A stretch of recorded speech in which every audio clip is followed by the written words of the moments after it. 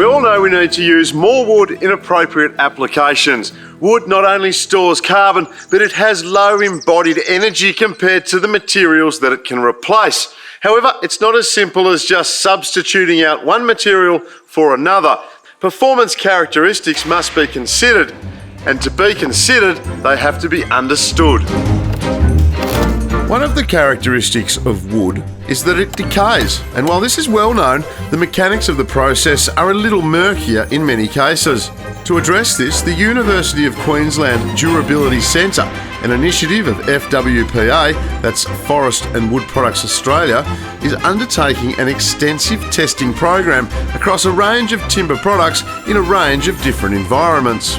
By extracting the DNA directly from the wood, we are able to capture more of the community of fungi that are involved in the decay process. This is a story of research, really complicated research, which needs lab coats and space-age machines dealing with DNA. But before we get to all that, we need to venture into the field to one of Queensland's wood decay facilities to find out just what's going on. And one of those testing facilities is here on the Sunshine Coast.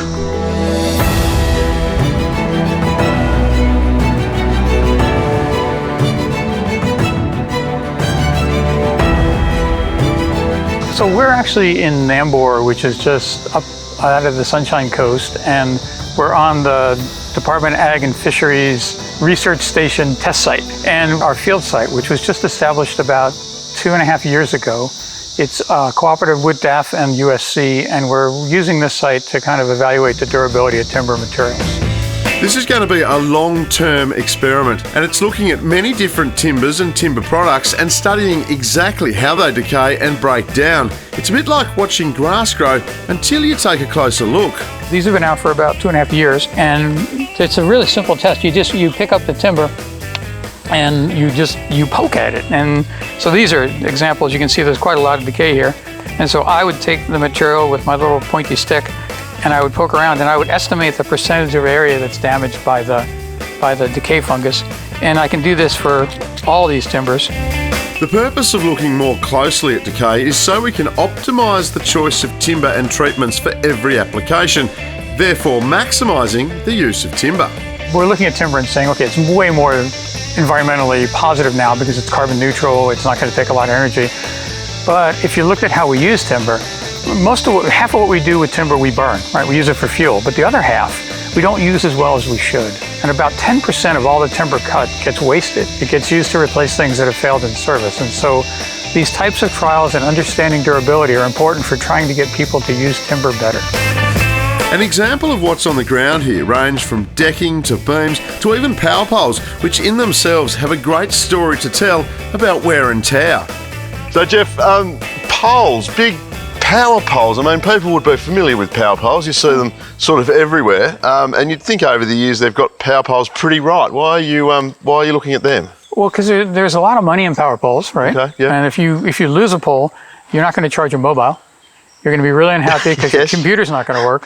And if you're on some kind of medical equipment, you could die. So it's really important to think about poles because they bring the power to your house or to wherever you are. And even though we've been using them for well over a century, there's still a lot we don't necessarily know about them, and there's better ways to make them last longer. And part of our system right now is we have a very aging electrical system. Most of it was put in the 50s and 60s. It's starting to come to end of life, and a lot of utilities are trying to figure out how do we make them last a little bit longer. So a lot of what we're looking at is how to do secondary treatments that'll stop any decay or termite attack, how to make them last longer. So these poles are part of that effort to identify different treatments that can control some of the damage inside the pole. It's quite important work. It can be, yeah. Particularly if you lose your mobile phone and you have no power. Or you die. Yeah.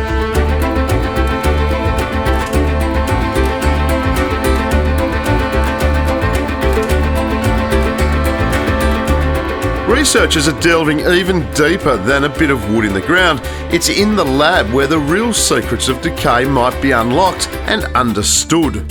So I have a love of genetics, and I managed to pair up with Jeff and the Forestry Institute, and I felt like it was a really interesting project to look at the communities of fungi that come to the decaying wood. And so that's the whole point of extracting the DNA from the decaying wood, is to look at those fungal communities that come over time. By extracting the DNA of fungi, which is the main enemy to timber, scientists like Linda can then understand them better, meaning a more effective way to combat them. Only trouble, getting DNA out of timber is a bit like getting water out of a stone. This is really the lab, isn't it? And Linda, I've been watching you go. It's a bit like baking a cake. You know, you've got timers and procedures and everything's in order. Yeah, so it's like a recipe. You've got a protocol that you have to follow. The thing with DNA is it depends what you're extracting it from. Right. So if you were going to extract it from an animal tissue, yes, it's very easy to acquire a higher yield of DNA. Right. But things like wood, it's got chemicals and extractives that inhibit the DNA extraction process. So it's much more difficult to get that DNA. We can talk about some of the things we're doing with fungi and timber, because in the classic sense, you would take timber and isolate the fungus from it and try and figure out what it did. It's a lot of work and it takes a lot of expertise. And now with some of the emerging genetic techniques, we can isolate the DNA, we can amplify it, sequence it, identify what's in the timber. That's good and bad, because we don't necessarily know what we've isolated from that. We know it's there, but we don't know what it's doing. So there's a lot of work that's going to go on behind the scenes to figure that out. I feel like it could contribute to the tools that we already use to determine durability and preservative quantities and things like that. So we can learn what fungi appear in different climates over different time points, and potentially even different wood products. So do different species of wood attract different fungi? So we want to increase that time frame that we can use it. So we want to understand the durability better. I think it's going to play more of a part, because I think a lot of architects and engineers are really chuffed about using it. It has lots of attributes. It's taken a while to get them to come back to it. It also has some risk, and we need to make sure they use it properly. And so a lot of our point is educating and making sure that people use material that's fit for purpose, that they understand the material characteristics, so they use it properly. It's not going to be everything. It can't be. We don't have enough. So we'll always use alternative materials. It's just a matter of how we marry the materials together to optimize the building. So what we've just seen is just the tip of the iceberg, or the tip of the woodberg, as University of Queensland Durability Centre go about their work. Durability is measured in decades more often than years, and even though options can accelerate the effects of durability for research purposes, it's still a long haul for the forest and wood products industry. It's an investment, though, that will deliver dividends to Australia, providing optimum timber solutions for our built environment that will contribute to a low carbon future.